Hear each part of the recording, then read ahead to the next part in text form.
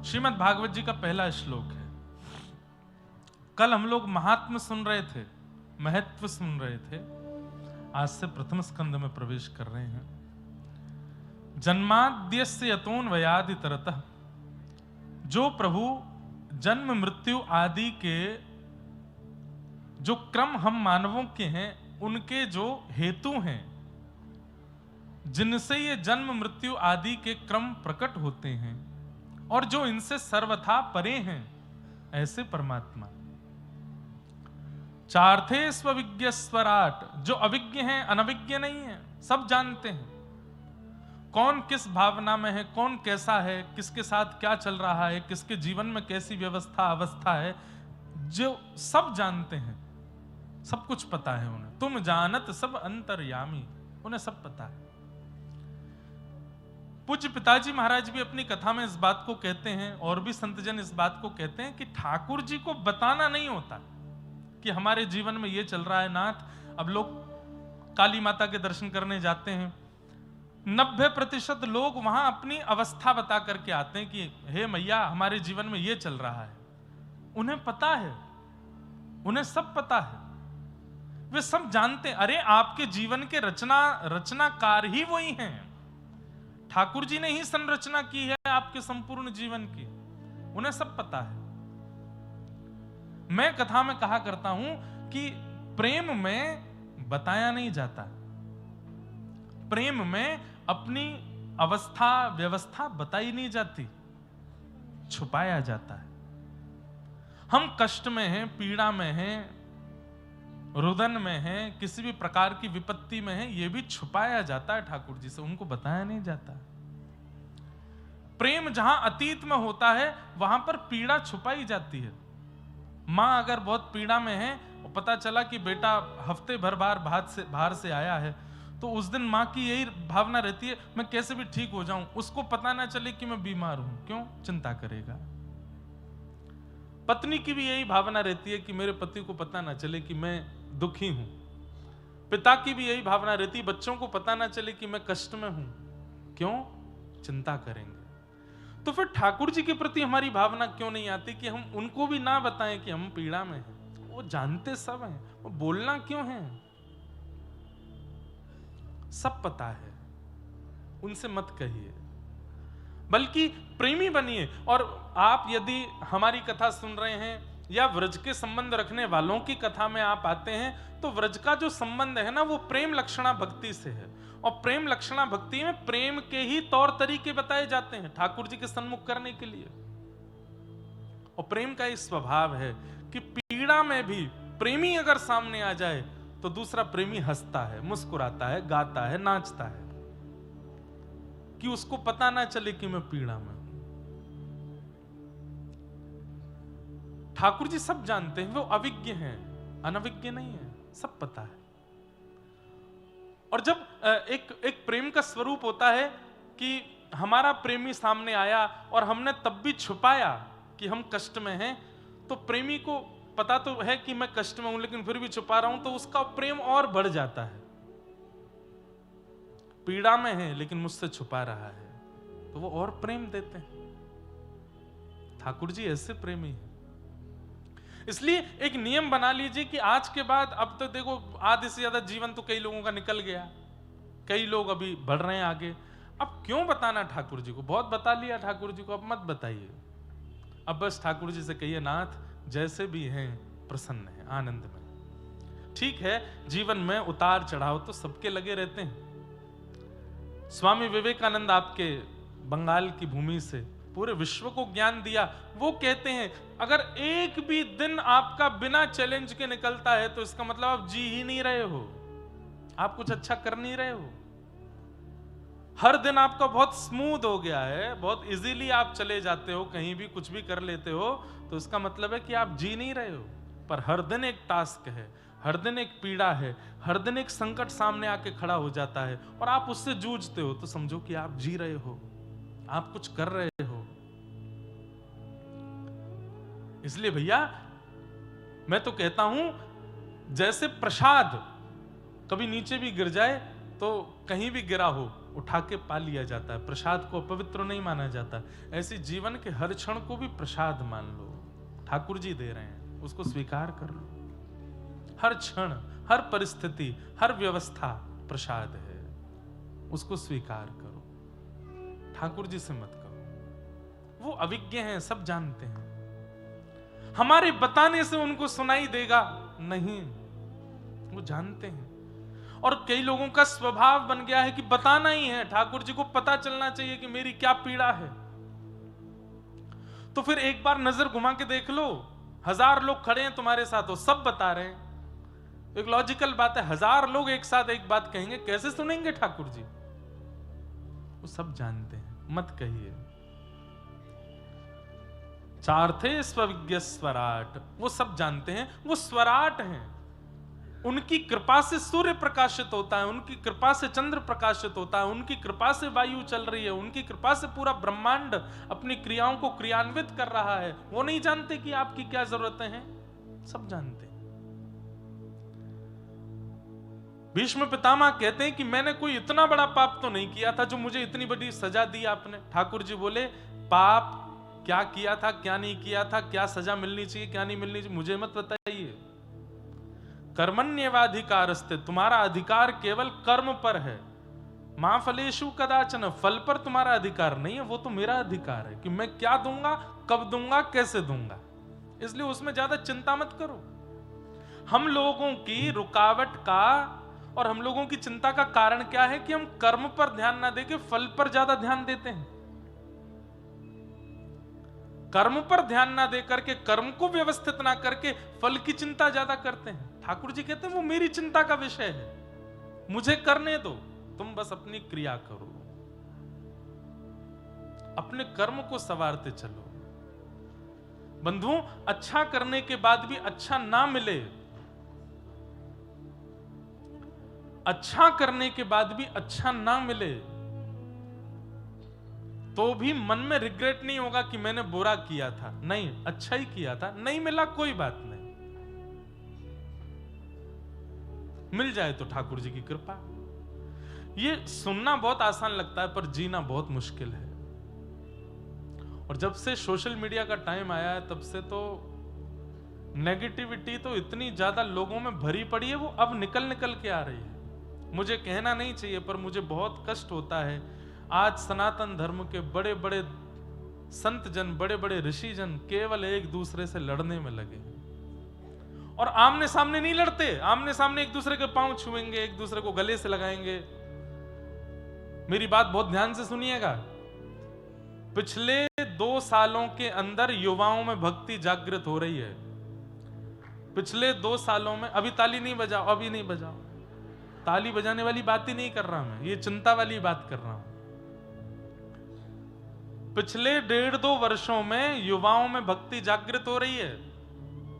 New year पर गोवा खाली पड़े हैं, न्यू ईयर पर मनाली कोई नहीं जा रहा है और वृंदावन में तिल रखने की जगह नहीं मिल रही है। जगन्नाथपुरी में होटल खाली नहीं मिल रहे हैं। द्वारिका में गाड़ियों की लंबी कतार लगी है। क्यों? सब जा रहे हैं। कोई कहता है कि अरे फोटो खिंचवाने जाते हैं, आजकल भक्ति ट्रेंडिंग। अरे मैं कह रहा हूं चल तो रही है ना ट्रेंडिंग, कम से कम वो फोटो खिंचवाने ही जा रहे हैं, जा तो रहे हैं ना। हम ही लोग कथाओं में कहते हैं, हम ही लोग अपने मंचों से कहते हैं कि सन्मुख होए जीव मोहे जब ही। ठाकुर जी कह रहे हैं जैसे ही जीव मेरे सन्मुख आता है मैं उसके सारे विषाद दूर कर देता हूं, उसको स्वीकार कर ले। अरे वो जा तो रहा है ठाकुर जी के सामने। जैसे तैसे बड़ी मुश्किलों से युवाओं में भक्ति जागृत हो रही है और यहां पर फिर ये नेगेटिविटी शुरू हो जा रही है। आपस में लड़ रहे हैं, झगड़ रहे हैं, एक दूसरे के प्रति गलत गलत बातें कह रहे हैं।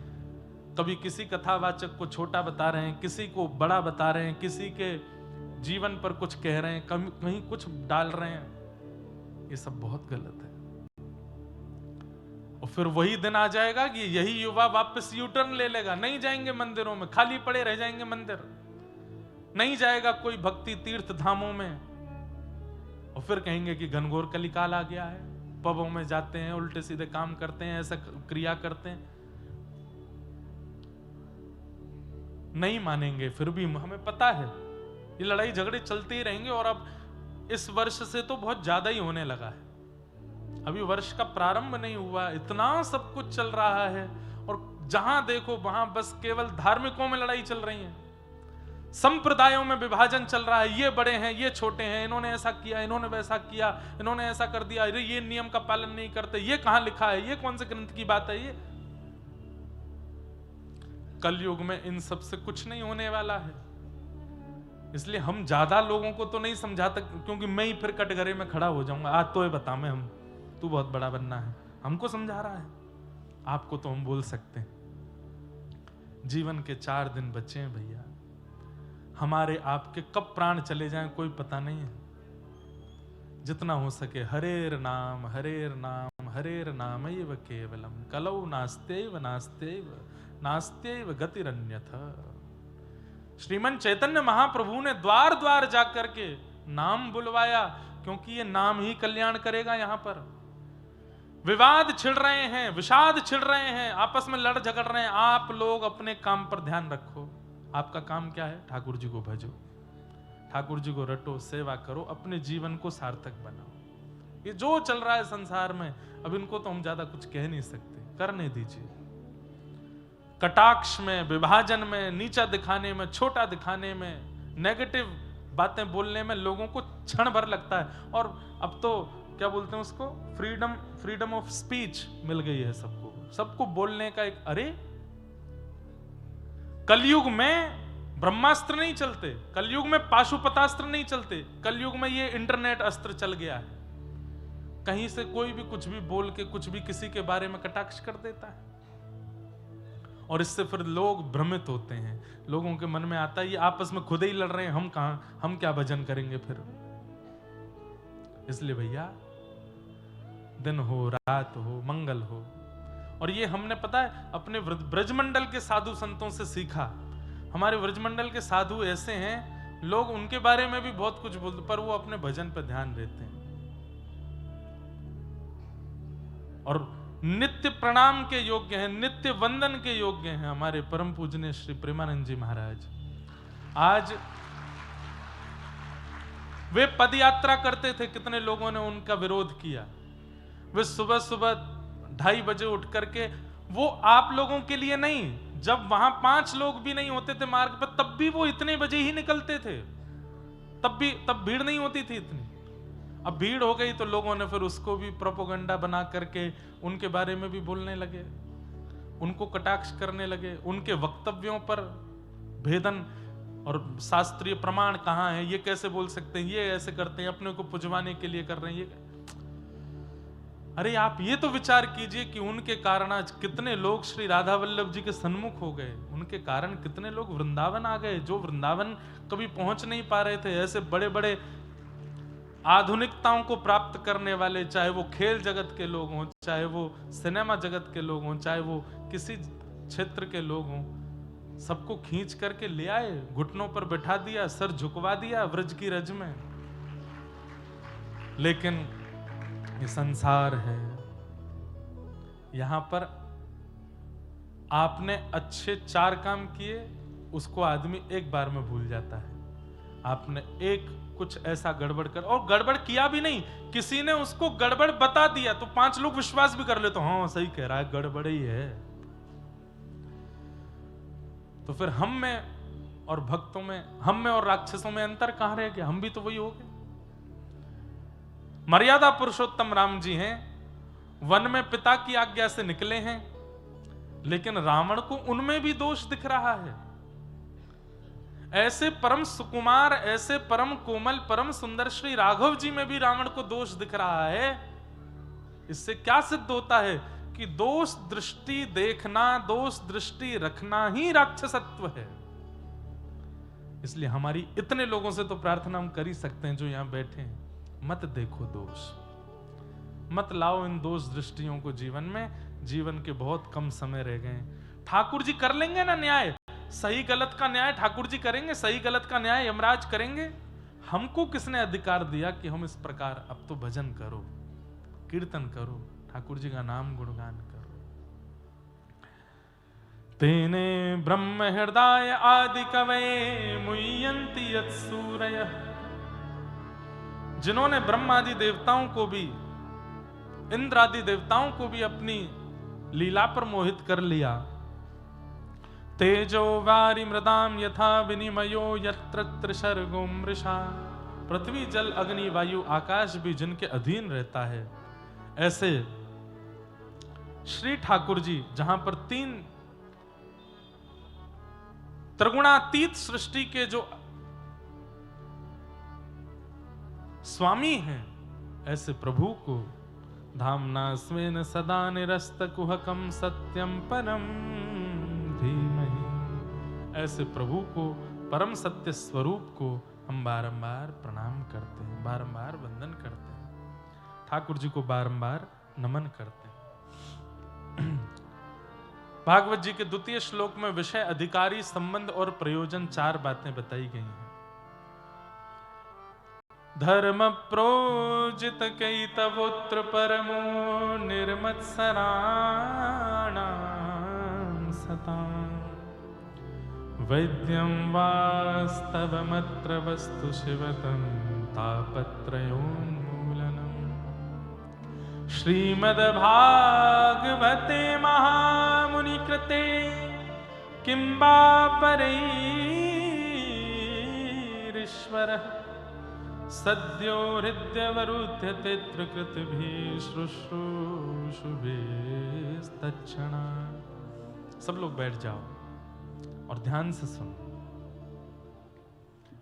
विषय, अधिकारी, संबंध और प्रयोजन, ये 4 बातें। सन्मुख वाले जो लोग हैं, जो बिल्कुल व्यासपीठ के सन्मुख रहते हैं, उनको आना और जाना तब करना चाहिए जब कीर्तन संकीर्तन हो, कथा के बीच में नहीं उठा कर। क्योंकि आप उठ के जा रहे हैं अपने कार्य से, पर आपके पीछे जो लोग बैठे हैं वो बिल्कुल कांस्टेंट देख के कथा सुन रहे हैं, एक एक शब्द सुन रहे हैं, और हम भी उनको देख के सुना रहे हैं, तो बीच में धारा प्रवाह बांध की तरह रुक जाता है। इसलिए जिनको बीच बीच में उठने की आदत, तो वो ऐसी जगह बैठा करें कि कब गए कब आए पता ही नहीं चली। अब पूरी जनता को लांघे उछल कूद करते हुए बाहर जाते, फिर वहीं उछल कूद करते हुए आम। वयोवृद्धों के लिए तो नहीं है बात, ये सब आचार्य संहिताएं कथाओं की, ये सब मर्यादाएं हैं, इनको हम नहीं बताएंगे तो कौन बताएगा। तो इसलिए ध्यान से सुनो। सबसे पहली बात, श्रीमद् भागवत जी का विषय क्या है? सुनने वाले श्रोताओं के चित्त में परम धर्म का बीज बोना। धर्म और परम धर्म में अंतर क्या है? इस संसार में रहने के लिए और इस संसार में व्यवस्थित जीवन जीने के लिए आप जो कर्म करते हैं वो सब धर्म कहलाते हैं। लेकिन इस संसार के त्याग के पश्चात जिस गति को आप प्राप्त करते हैं, वो गति जिस भाव से प्राप्त होती है उसको परम धर्म कहते हैं। समझ में आई बात? आप सुबह उठते हैं, उठते ही आप स्नान करते हैं, यह धर्म है। स्नान करते ही आप रात्रि के वस्त्र नहीं पहनते, नए वस्त्र पहनते हैं, यह धर्म है। आप सुबह उठने के बाद में व्यायाम आदि करते हैं, यह धर्म है। बाल भोग पाते हैं, यह धर्म है। माता पिता के चरण छूते हैं, यह धर्म है। मंदिर में जाके पूजा अर्चना करते हैं, धर्म है। अपने कार्य के लिए बच्चे स्कूल जाते हैं, थोड़े बड़े यूनिवर्सिटी जाते हैं, और बड़े अपने व्यापार के लिए जॉब पे जाते हैं, फैक्ट्री जाते हैं, किसी भी प्रकार के काम में जाते हैं, रिक्शा चलाते हैं, गाड़ी चलाते हैं, प्लेन उड़ाते हैं, ये सब धर्म है। जहां पर आप व्यवस्थित होकर के अपना जीवन इस संसार में जी रहे हो, 2 समय की रोटी पाने के लिए, धन कमाने के लिए, परिवार चलाने के लिए जो भी व्यवस्थित होकर कर्म कर रहे हो, वो सब धर्म कहलाता है। हाँ, उसमें किसी का छल करके, कपट करके, किसी का अधिकार छीन के या गलत प्रकार से क्रिया करें, वो अधर्म है। पर आप बिल्कुल व्यवस्थित होकर के अपना जीवन जी रहे हो, तो आपका पूरा जीवन धर्म है। पर इस संसार में रहने के लिए और यहां तक की सीमा पर व्यवस्थित होने के लिए जो कर्म है वो धर्म, पर भगवत प्राप्ति के लिए जो आप कर्म करते हो वो परम धर्म है। श्रीमद् भागवत जी परम धर्म सिखाती है। इस संसार में तो रह लिए, यहां तो सब कर लिया, सब कमा लिया, खा लिया।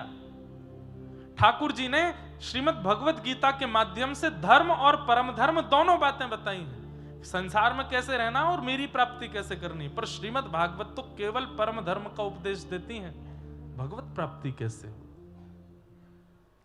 भगवत सन्निधि कैसे प्राप्त हो।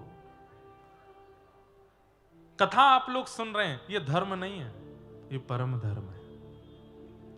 यहां जो आप लोग बैठ करके ये पूरा प्रसंग श्रवण कर रहे हैं, ये धर्म का स्वरूप नहीं है, क्योंकि यहां आप जीवन जीने की कला नहीं सीख रहे हो, यहां भगवत प्राप्ति की कला सीख रहे हो।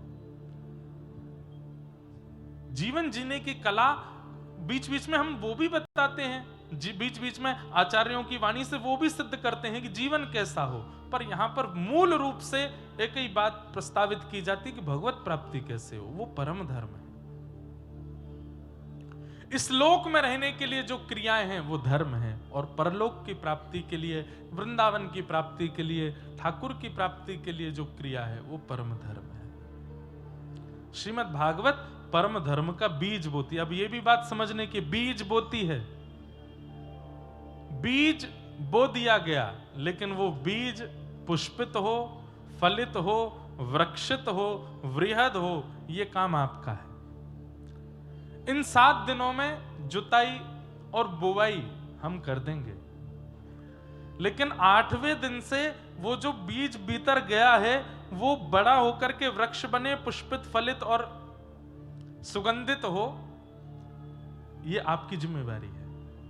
कथाएं तो बहुत होती हैं कलकत्ता में, हर महीने 2 महीने में एक श्रेष्ठ व्यास कलकत्ता में होते हैं, इतनी कथाएं करते हैं। मतलब जुताई बुवाई तो खूब हो रही है, पर हमारी हृदय रूपी धरा कैसी है इस पर निर्भर करता है कि पेड़ उगेगा कि नहीं। हृदय रूपी धरा में खाद कैसी पड़ी हुई है उससे पता चलेगा कि भाई बीज पुष्पित, फलित और वृक्षित होगा कि नहीं।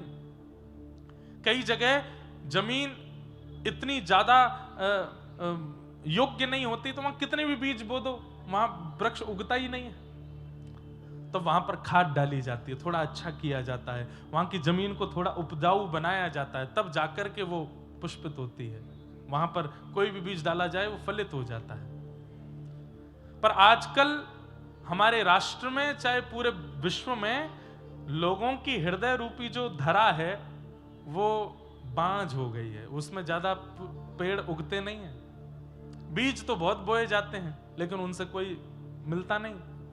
कई बार हमने ही देखा, कथा सुन के गए हैं, कथा सुनने के बाद ही वो ये सब करने लगे जिनके लिए कथा में मना किया गया, जिनके लिए कथा में रोका गया। लड़ रहे हैं, झगड़ रहे हैं, छल कर रहे हैं, कपट कर रहे हैं। अभी एक जगह मेरी कथा थी तो वहां एक माता जी मुझसे बोली, महाराज जी मैं जितनी देर कथा सुनती हूं और जितनी देर पंडाल में होती हूं उतनी देर मुझको सब याद रहता है आपने क्या कहा, और घर आती सब भूल जाती हूं, सब चला जाता है दिमाग से। घर में लड़ाई झगड़ा होता है तब भी मैं लड़ लेती हूँ, बाद में याद आता है आपने तो कथा में बोला था ऐसे ऐसे नहीं करना, ये नहीं करना, वो नहीं करना। मैंने कहा ये कलयुग का प्रभाव है। कलयुग हमारे हृदय को व्यवस्थित होने नहीं देता।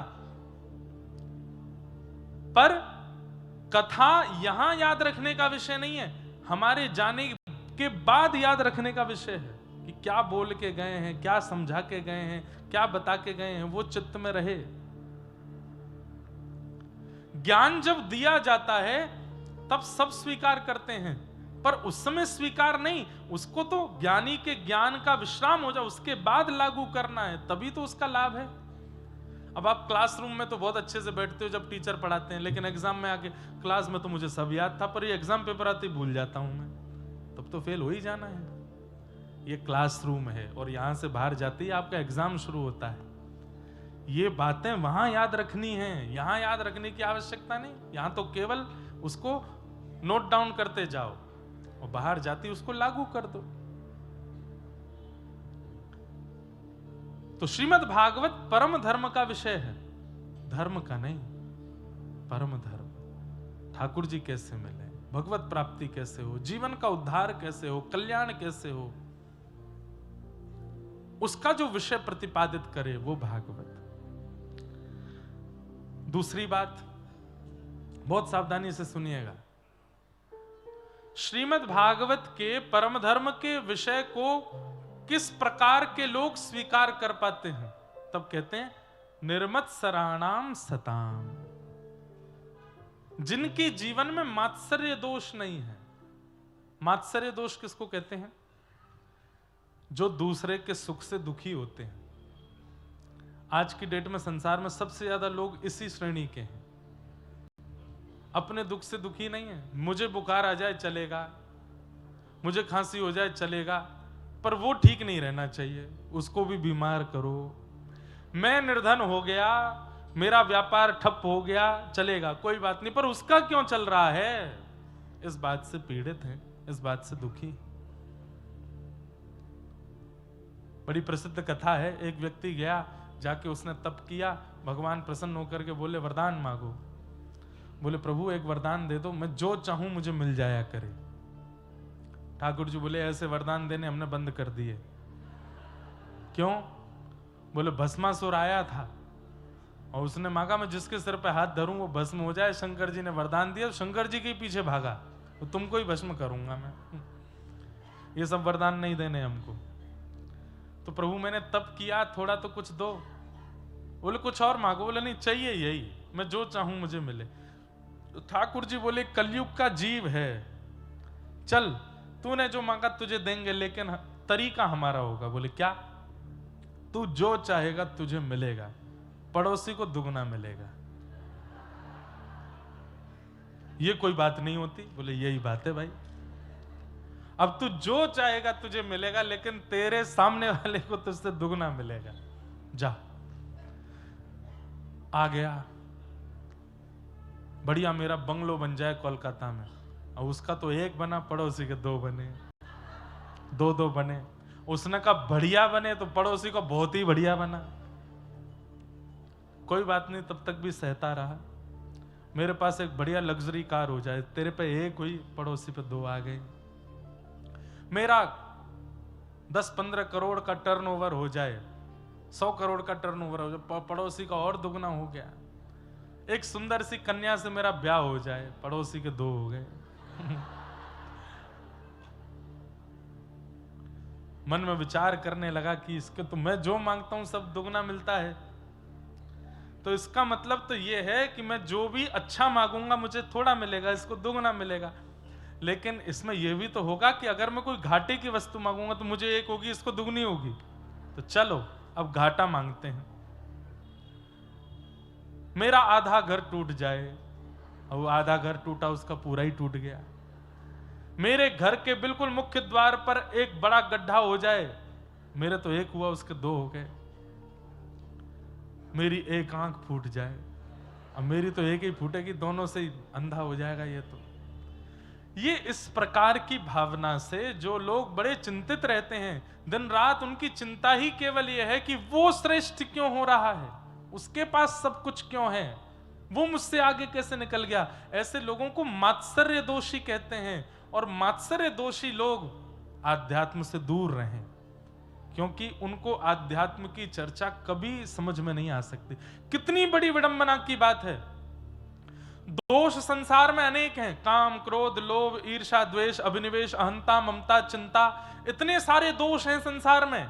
लेकिन केवल ईर्ष्यालु लोगों को कहा गया कि ये लोग कभी आध्यात्म के पथ पर चल नहीं पाएंगे।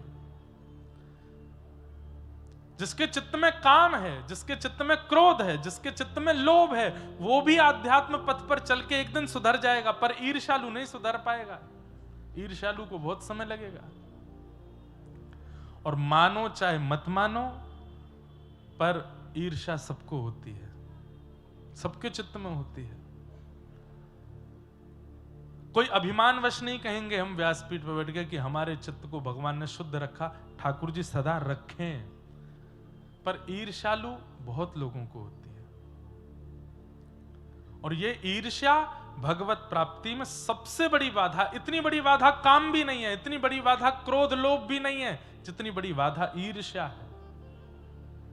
एक प्रकार से अगर मैं कह दूं तो कोई अतिशयोक्ति नहीं, ईर्ष्या एक ऐसा रोग है कि उसके लगते ही काम रोग भी लगता है, क्रोध रोग भी लगता है, बाकी के सारे रोग भी आते हैं। अगर आप सारे रोगों से ग्रसित हो तो इसका मतलब आपके अंदर ईर्ष्या भी है, तभी सारे रोग आए हैं। और ईर्ष्या यदि ठीक हो गई तो धीरे धीरे सारे रोग ठीक होने शुरू हो जाएंगे। काम भी चला जाएगा, लोभ भी चला जाएगा, मोह भी चला जाएगा, चिंता भी चली जाएगी, अहमता भी चली जाएगी।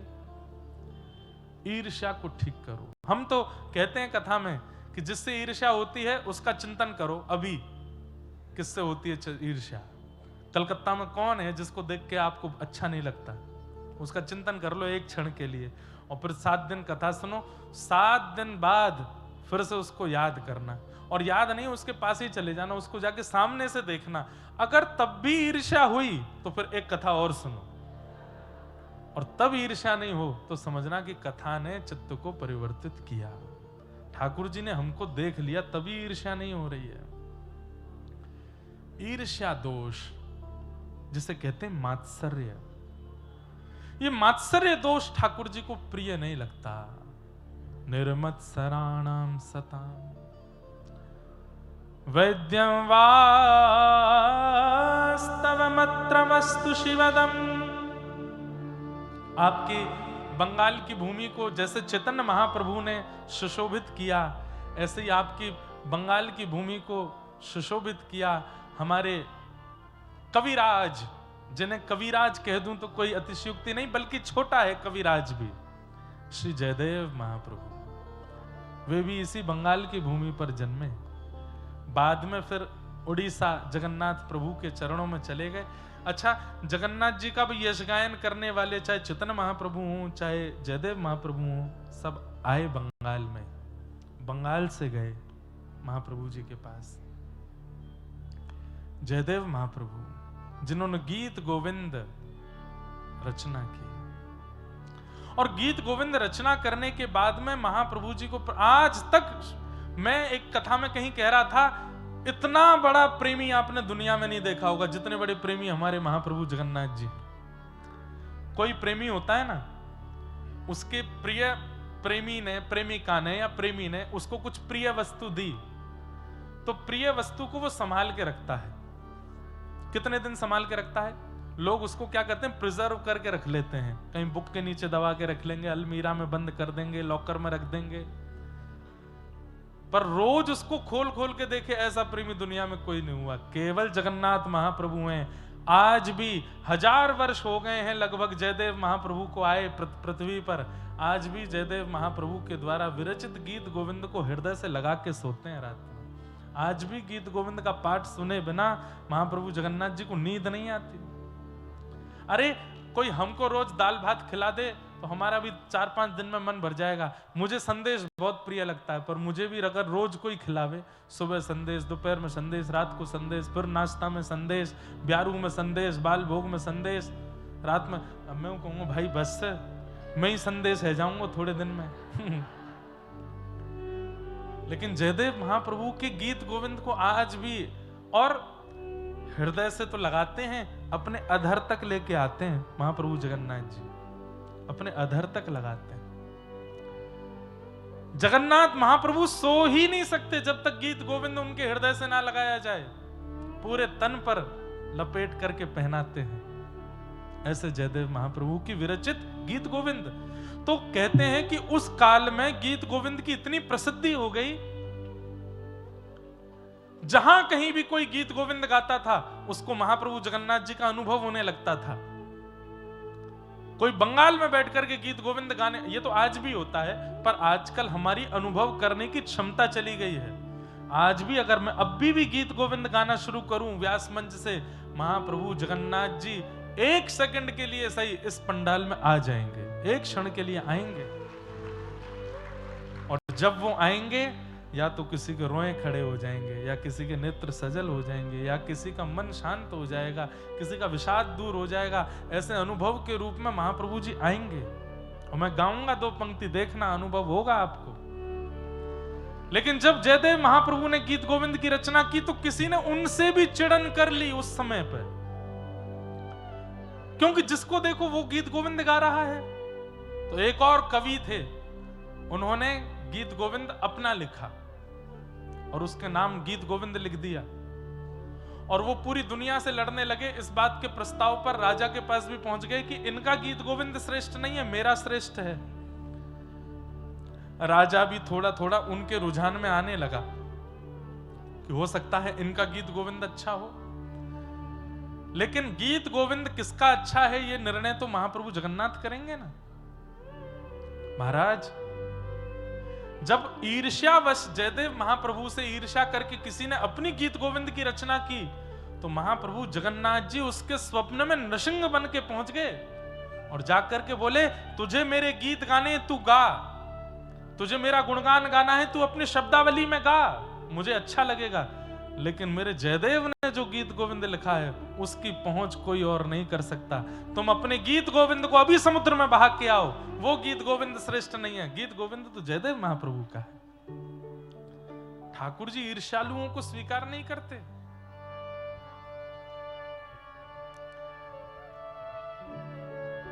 श्रित कमला कुच मंदन धृत कुंडल धृत कुंडल कलित ललित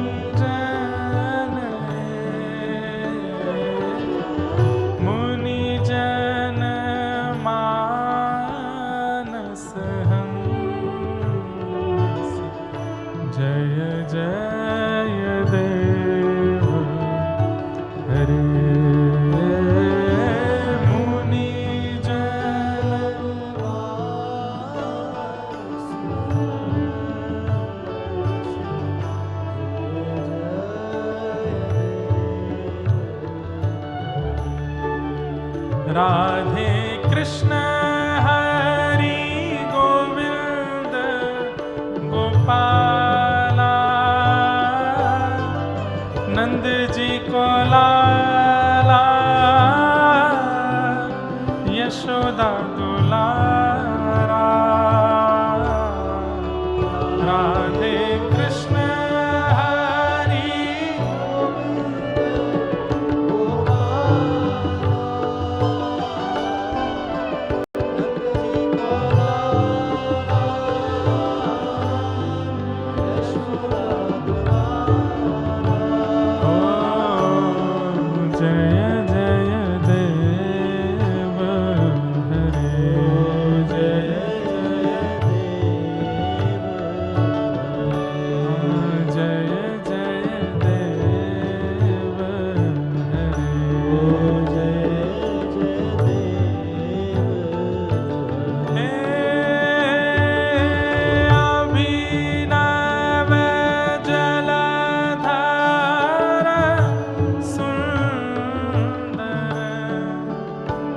धृत मंदर धृत मंदर श्रीमुख चंद्र चकोर जय जय देव हरे।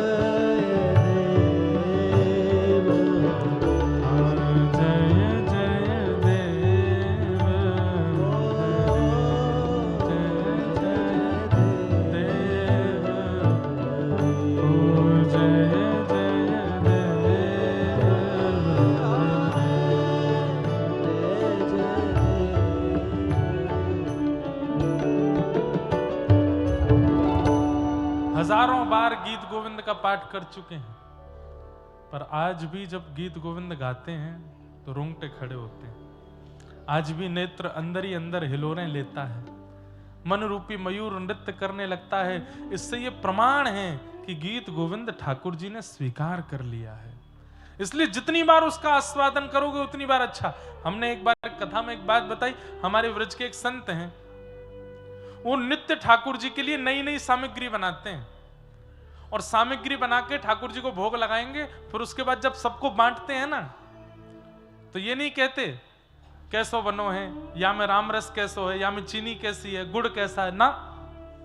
आपको देते समय बोलेंगे पाके बताओ ठाकुर जी ने भोग लगाया कि नहीं। देखो पूछने का तरीका देखो, क्या पूछते हैं। माताएं घर में भोजन बनाती है, बच्चों को पति को पवाएंगे, पूछेंगे बताओ नींबू ठीक है ना, नमक ठीक है ना, मिर्च ज्यादा तो नहीं है, अच्छा बना है ना, स्वाद अच्छा है ना। पर वो महाराज जी क्या पूछते हैं, पाके बताओ ठाकुर जी ने भोग लगाया कि नहीं। एक बार मुझे कुछ दिया उन्होंने, तो मैंने जैसे पाया तो मैंने की, मुझसे बोले ठाकुर जी ने पायो कि नहीं। मैंने की नहीं बाबा बढ़िया है, पायो ना, अभी ना पायो। फिर दूसरी सामग्री लेके आए, वो दी, अब बता पायो कि नहीं। मैंने फिर पाया, मैंने हाँ बाबा पायो ना, अभी नहीं पायो। तीसरी सामग्री जैसे ही उन्होंने दी, तो जैसे ही मैंने पाया, पता नहीं क्यों सहजता से मेरे नेत्र बंद हो गए। मैंने कहा बोला हाँ अब पायो, ये ठाकुर जी ने पायो है। बोले लाला जामे तू बोल के बता दे कि ठाकुर जी ने पायो, समझो नहीं पायो। जामे तू बोलना ही भूल गए हो, समझो कि वो ठाकुर जी ने पायो। कैसी कैसी लोगों की भावना, हम कहां हैं, इन लोगों के पास आसपास भी नहीं है हमारी स्थिति। जयदेव महाप्रभु के द्वारा लिखे गए गीत गोविंद की अष्टपदियां एक नहीं अनेक हैं। ये तो हम केवल एक गाते हैं। ये देखो हम हर कथा में गीत गोविंद की किताब रखते ही हैं साथ में, खूब सारी अष्टपदियां हैं, कभी गा ही नहीं पाए, इतनी सारी हैं। ठाकुर जी को सब प्रिय हैं। मैंने एक बार अपने गुरुदेव से आज्ञा ली थी कि मैं प्रवचन करूं क्या, तब हमारे गुरुदेव ने कहा सब पे प्रवचन करो, गीत गोविंद पे मत करना। मैंने क्यों? बोले ये ठाकुर जी के अंतरंग हृदय के भाव हैं, इसको सबके सामने प्रकाशित करने की आवश्यकता नहीं है। तब से फिर हमने गीत गोविंद पर प्रवचन करने का भाव नहीं रखा। ऐसी ऐसी लीलाएं ठाकुर जी की जिनको केवल रसिक ही समझ सकते हैं, रस में डूबे हुए ही समझ सकते हैं। सबको समझ में आने वाली बात नहीं। ज्ञान वैराग्य से परे की चर्चा है, प्रेम की चर्चा सबको समझ नहीं आती। वैसी चर्चाएं हैं। कालिया विषधर गंजन जन रंजन है। कालिया के फण पर जब आपने नृत्य किया तो जन रंजन हुआ। रंजन का मतलब क्या होता है? नाचने लगे लोग, मनोरंजन, जन रंजन। रंजन का मतलब है कि इतने प्रसन्न हो गए कि लोग नृत्य करने लगे। लेकिन कथा जब पढ़ते हैं तो वहां पता चलता है कि जब ठाकुर जी काली देह में कूदे तो ब्रजवासी रो रहे थे। सब ब्रजवासी लालाते कह रहे, लाला जो सांप है काट जाएगा, नीचे आ जा, जा पे मत नाचे। पर यहां जयदेव महाप्रभु कहते हैं कि जन रंजन हो रहा है, सब लोग हंस रहे हैं, सब लोग नृत्य कर रहे हैं। तब यहां पर जयदेव महाप्रभु कहते हैं, बोले कि भैया ब्रजवासी लोग तो रो रहे थे कि लाला सांप है काट जाएगा, या तो नीचे उतरिया। ठाकुर जी तांडव नृत्य कर रहे हैं, पर निकुंज में विराजमान किशोरी जी वो नृत्य करके आनंदित हो रही हैं, देख करके प्रसन्न हो रही हैं। क्यों? जयदेव महाप्रभु बोले अंदर की बात है। बोले क्या अंदर की बात है? बोले 2 दिन पहले किशोरी जी ने ठाकुर जी को नृत्य करना सिखायो, और 2 दिन पहले नृत्य सिखावे के बाद किशोरी जी बोली लाला अब मैंने तुमको सिखाई दी, अब मुझको करके दिखाओ। ठाकुर जी बोले अभी नहीं दिखाऊंगा, जब मंच मिलेगा तो मंच पर करके दिखाऊंगा। तो 2 दिन बाद ठाकुर जी ने जैसे ही कालिया नाग देखो तो कालिया नाग के फंड पर पैर रखते ठाकुर जी बोले ये बहुत गुदगुदो मंच है, यही पे नाचूंगा। तो वहां सबको तो दिख रहा है कि ठाकुर जी कालिया नाग को वध कर रहे हैं, उस पर तांडव कर रहे हैं। ब्रजवासियों को लग रहा है कि लाला या खिलौना समझ के चढ़ गो ऊपर, पर किशोरी जी जानती हैं क्या ये गुरु दक्षिणा दे रहे हैं हमको, इसलिए जन रंजन है। वहां किशोरी ताल दे रही हैं और ठाकुर जी कालिया नाग पर नृत्य कर रहे हैं। अब ये भेद कौन समझ पाया? जयदेव महाप्रभु समझ गए। ऐसे अंतरंग भाव, अंतरंग भेद, अंतरंग लीलाओं को समझने की जिनके अंदर क्षमता है, वो जयदेव महाप्रभु इस बंगाल की भूमि पर जन्मे। ठाकुर जी आज भी उनका गीत गोविंद हृदय से, अगर मैं अपने घर से कुछ बना के ले जाऊंगा, जगन्नाथ महाप्रभु एक बार पाएंगे। लेकिन कर्मा ने ऐसी खिचड़ी बनाई, आज भी ठाकुर जी खिचड़ी पाते हैं। कर्मा भाई नहीं है, धरा धाम पर नहीं है, लेकिन उस खिचड़ी का नाम ही पड़ गया कर्मा की खिचड़ी, आज भी पाते हैं। हमने ऐसा कुछ प्रस्तुत क्यों नहीं किया जो ठाकुर जी सदा के लिए स्वीकार कर लें?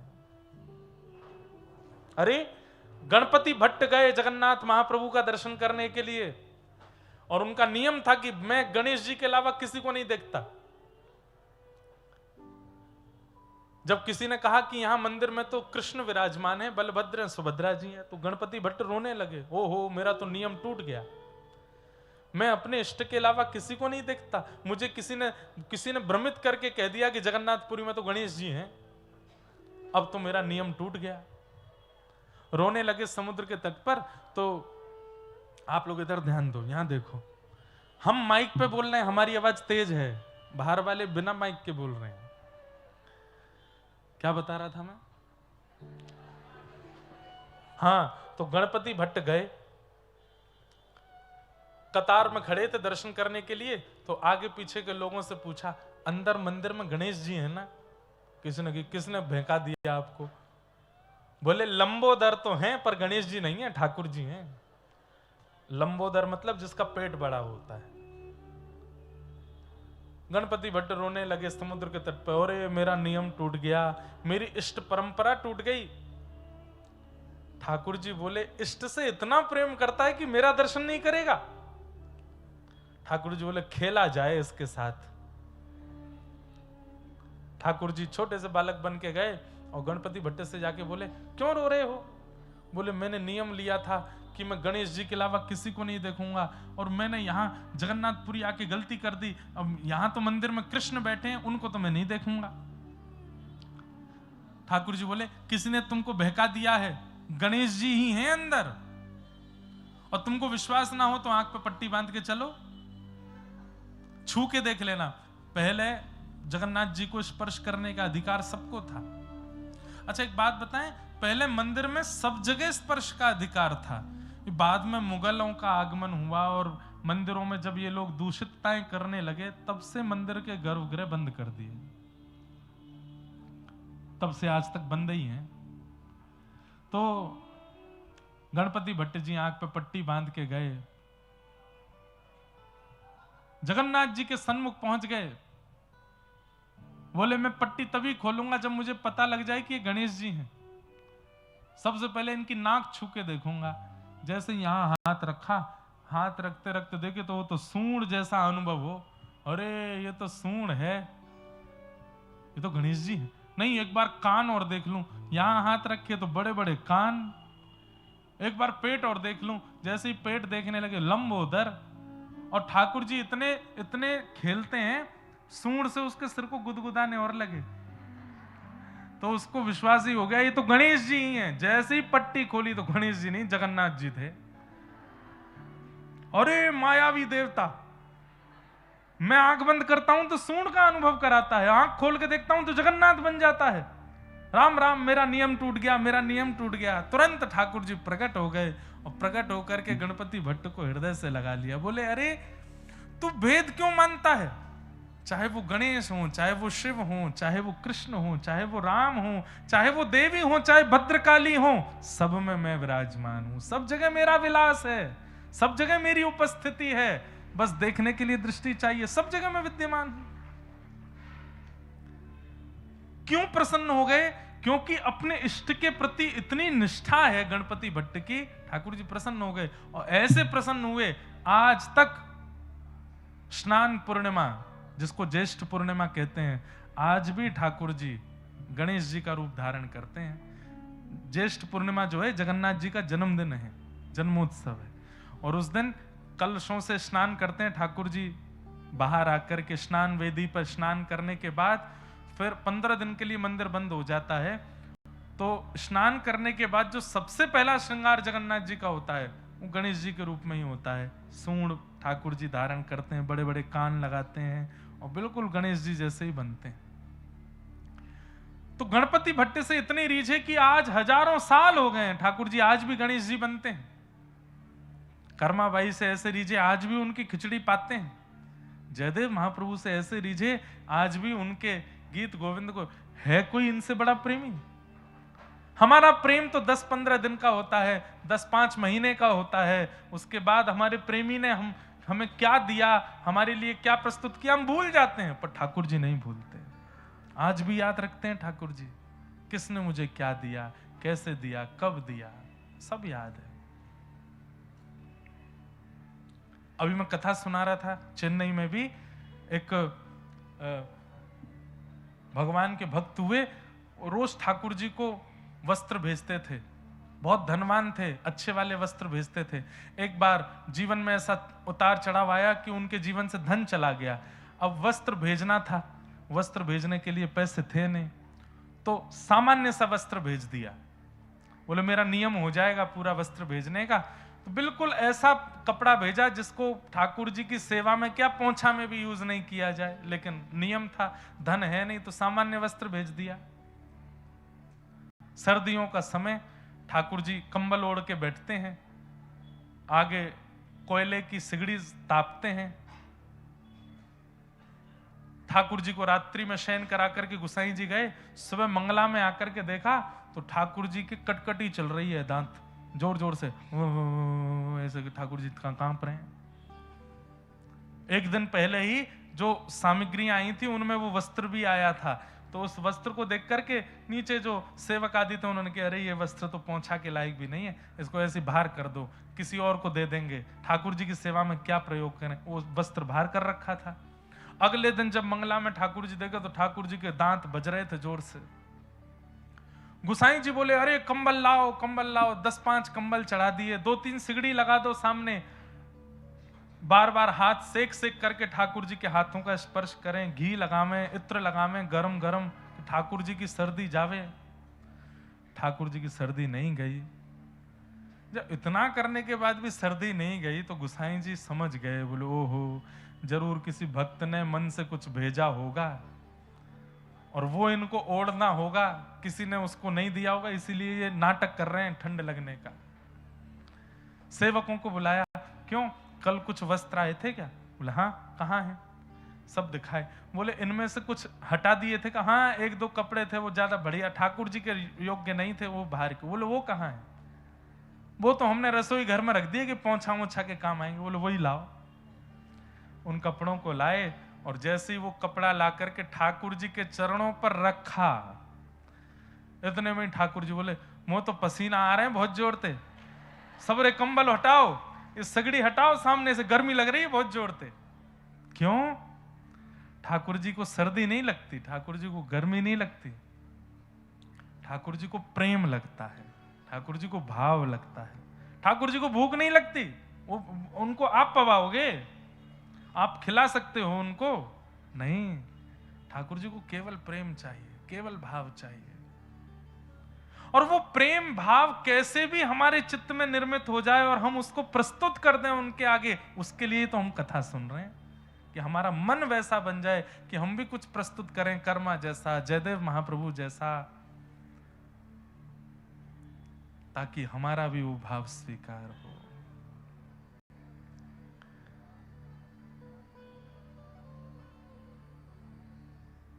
आहा, कहो तो कुसुमल साड़ी रंगावा, कहो तो कुसुमल साड़ी रंगावा। मीराबाई कहती है कहो तो कुसुमल साड़ी रंगावा, कहो तो कुसुमल साड़ी रंगावा, कहो तो भगवा भेष, कहो तो भगवा भेष। अरे किसी संत महापुरुषों को देख करके मीराबाई कहती हैं आप भगवा भेष धारण करके क्यों रहते हो? इससे ठाकुर जी मिलते हैं। अच्छा, तुरंत मीराबाई भगवा भेष धारण कर लेती हैं। हनुमान जी सीता जी से पूछते हैं कि आप मांग में सिंदूर क्यों भरती हो? बोले इससे ये प्रतीक होता है कि मैं राम जी की हूं। तो पूरे अंग पे लगा लेते हैं। पर हमारी आपकी स्थिति में केवल यही भाव है, जिससे संसार रीझे हम वैसे बनते हैं, पर ये भक्त हैं जिससे ठाकुर जी रीझे ऐसा भेष बनाते हैं। कहो तो मोतियन मांग भरावा, कहो तो मोतियन मांग भरावा, कहो तो मोतियन मांग भरावा, कहो तो मोतियन मांग भरावा, कहो छिटकावा केश बाला, कहो छिटकावा के। अरे हाँ मैं बैराग होऊंगी, मैं बैराग होंगी, मैं बैराग होऊंगी, मैं बैराग। आइए ओ बाला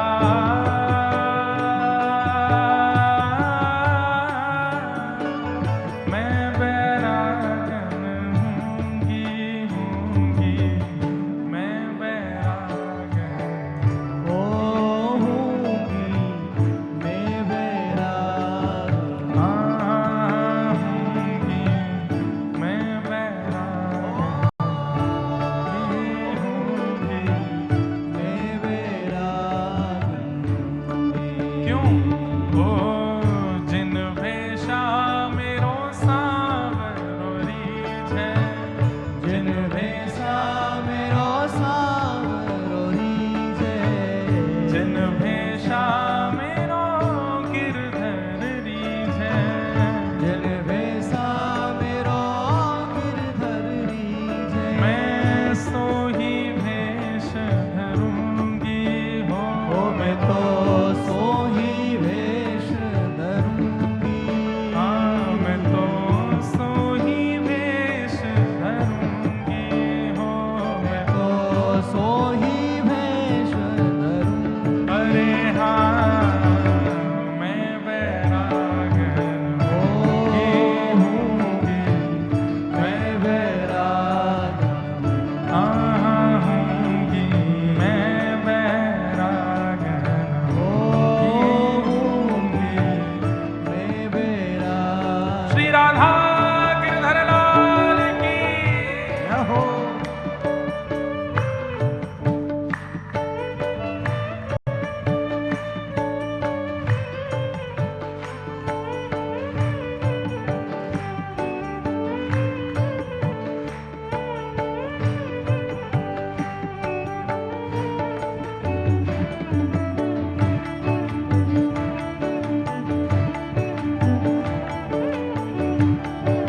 श्री जगन्नाथ महाप्रभु की हो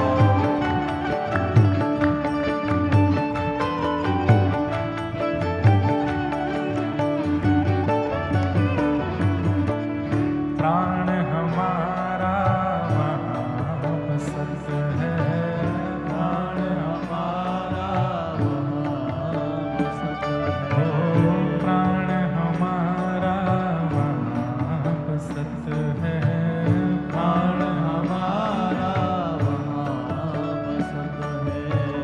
यहाँ तो खाली हो, यहाँ तो खाली को, यहाँ तो खाली हो, यहाँ तो खाली को। मात पिता परिवार सोई है, मात पिता परिवार सोई है, मात पिता परिवार सोई है, मात पिता परिवार सोई है। कहिए तिनका तो बाला कहिए तिनका तो, बाला कहिए तिनका तो, बाला कहिए